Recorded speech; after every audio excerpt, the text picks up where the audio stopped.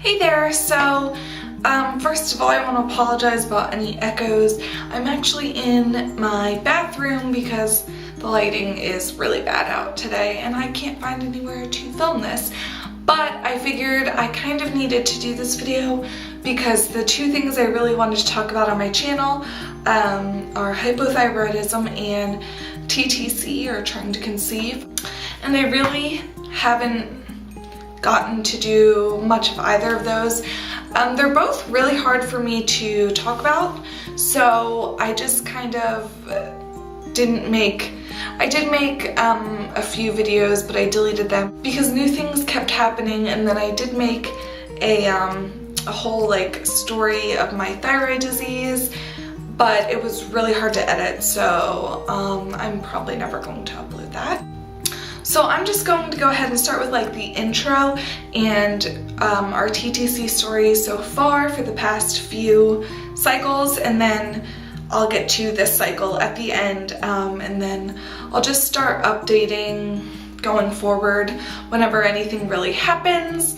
That's one thing I'm really bad about. I'm like, well, I could just update it all at once, but really I should just do it as I go because I keep forgetting stuff, and then I don't know. So anyway, we started trying to conceive 4 or 5 cycles ago, and it's been approximately 7 months.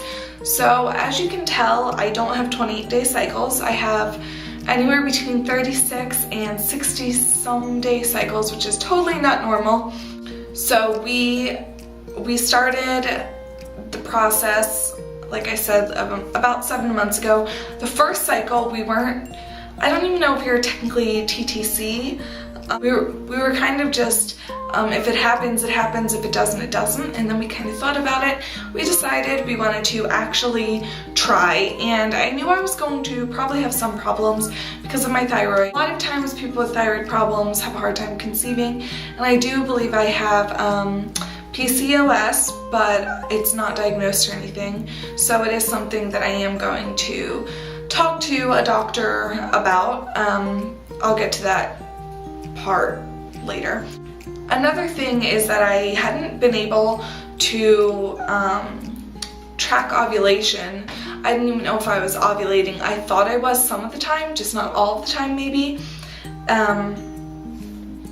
until this cycle. So the past 3 or 4 cycles I couldn't track any ovulation, so we were just kind of guessing. So that's just the backstory.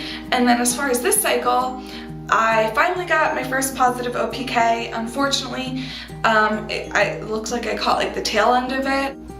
So it just, it kind of got lighter. I only took 3 because it got to the point where it was extremely light. Went from dark to pretty light to extremely light and barely there. And this was the first full cycle that I had been on my medication for my thyroid, so it could be that. Also, I found something out that I was doing that was stupid. I was testing really early for some reason.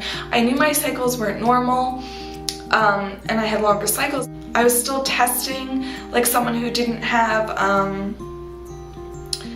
strange cycles, so I don't know, it just dawned on me one day that I should test later, and I did, and it was positive. It could be one of those two things, or maybe something combined between those two, why I hadn't gotten a positive OPK, and possibly why I haven't gotten pregnant. But we'll see going forward to my next cycle. Another thing is with my irregular periods and my not knowing if I was ovulating. I did speak to my doctor about that, and he told me it was stress. There's no way I have fertility problems, even though, you know, thyroid problems are linked to fertility problems, and that it was just stress and there was nothing to worry about, which kind of blew my mind. And I'm having some other problems with him with my medication, so I'm going to go ahead and get a second opinion. And then I think I'm going to just go ahead and go to the birth center for well woman care and talk to them about that. That'll probably be my next update unless something crazy happens. because I think that's it so far. I might have forgotten something. So thanks for watching this intro and update, and I'll see you in my next video. Bye.